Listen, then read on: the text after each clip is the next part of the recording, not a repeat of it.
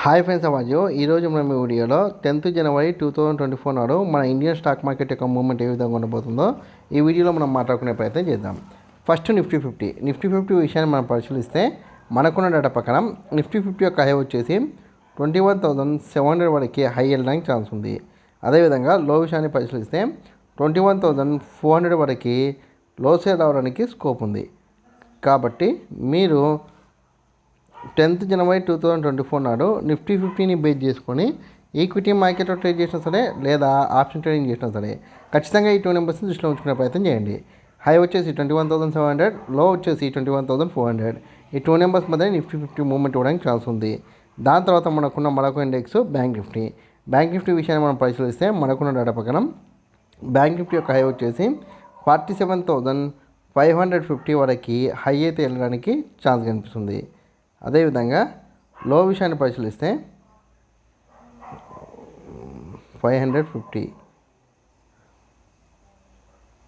అదేవిధంగా లో విషయాన్ని పరిశీలిస్తే 46,900 వరకు లో సేల్ రావడానికి స్కోప్ కనిపిస్తుంది.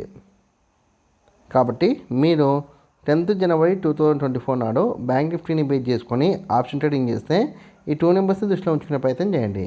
హై వచ్చేసి 47,550, లో వచ్చేసి 46,900. ఈ 2 నెంబర్స్ మధ్యనే మనకి బ్యాంక్ నిఫ్టీ మూవ్మెంట్ ఇవ్వడానికి ఛాన్స్ ఉంది.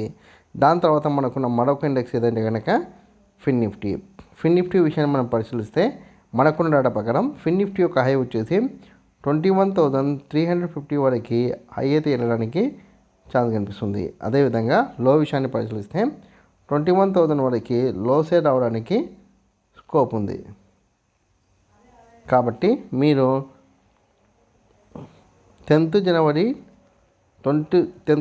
2024 నాడు మీరు ఫిన్ నిఫ్టీని బేస్ చేసుకొని ఆప్షన్ ట్రేడింగ్ చేస్తే ఖచ్చితంగా ఈ 2 నెంబర్స్ని దృష్టిలో ఉంచుకునే ప్రయత్నం చేయండి. హై వచ్చేసి 21,350, లో వచ్చేసి 21,000. ఈ 2 నెంబర్స్ మధ్యనే మనకి ఫిన్ నిఫ్టీ మూవ్మెంట్ ఇవ్వడానికి ఛాన్స్ ఉంది.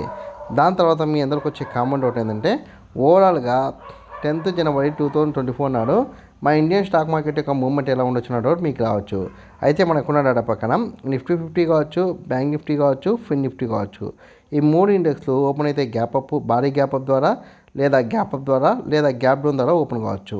అయితే మార్కెట్ ఎక్కువ మొత్తంలో గ్యాప్ అప్ అయితే మీకు 9:30 వరకు CE ట్రెండ్ కొనసాగి దాని తర్వాత మెల్లమెల్లగా సైడ్ వేస్తూ వస్తూ మీకు కుదిరితే 130 తర్వాత ఫాలో కావడానికి ఛాన్స్ ఉంది. అలా కాకుండా నార్మల్గా గ్యాప్ అప్ అయితే మీకు 9:45 వరకు CE ట్రెండ్లో కొనసాగి దాని తర్వాత మెల్లగా అప్ డౌన్ అవుతూ మీకు మార్కెట్ కనుక బ్రేక్ ఈవెన్ పాయింట్ ఇస్తే అప్ సైడ్ అయినా వెళ్ళడానికి ఛాన్స్ ఉంది, లేదా ఫాలో కావడానికైనా ఛాన్స్ ఉంది.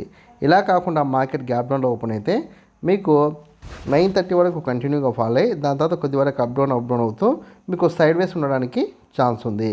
అయితే ఇక్కడ ఓవరాల్గా చూస్తే కనుక మనకు 10th జనవరి రోజు మార్కెట్ అనేది మ్యాక్సిమం ఉంటే సైడ్ వేస్ అంటే నేను ఇచ్చిన హైకి లోకి మధ్యలో మూవ్మెంట్ ఇవ్వడానికి ఛాన్స్ ఉంది. అలా కాకుండా కనుక ఉంటే పడిపోవడానికి ఛాన్స్ ఉంది, అంటే బేర్ సిస్టమ్ కొనసాగడానికి ఛాన్స్ అయితే కనిపిస్తుంది. సో నేను బేర్ సిస్టమ్ని సైడ్ వేస్ని రిఫర్ చేస్తున్నాను కాబట్టి మీరు మ్యాక్సిమం ఎంట్రీ తీసుకుంటే PE ఎంట్రీ తీసుకునే ప్రయత్నం చేయండి. మీరు PE ఎంట్రీ తీసుకుంటే కనుక నేను ఇచ్చిన లో బ్రేక్ అయిన వరకు కూడా మీకు ట్రైలింగ్ స్టాప్ లాస్తో మంచి వెయిట్ చేస్తే మంచి ప్రాఫిట్ వస్తుంది. అలా కాకుండా మీకు మార్కెట్ పెరుగుతుంది అనిపిస్తే కనుక అనుకొని మీరు CE ఎంట్రీ తీసుకుంటే కనుక నేను ఇచ్చిన హైకి దగ్గరలో లేదా నేను ఇచ్చిన హై బ్రేక్ అయిన తర్వాత స్టే ప్రయత్నం చేయండి. ఈ వీడియో కనుక మీకు నచ్చినట్లయితే లైక్ చేయండి, కామెంట్ చేయండి, షేర్ చేయండి. ఛానల్ని మటుకు ఖచ్చితంగా సబ్స్క్రైబ్ చేసుకోండి. జై హింద్, వందే మాతరం.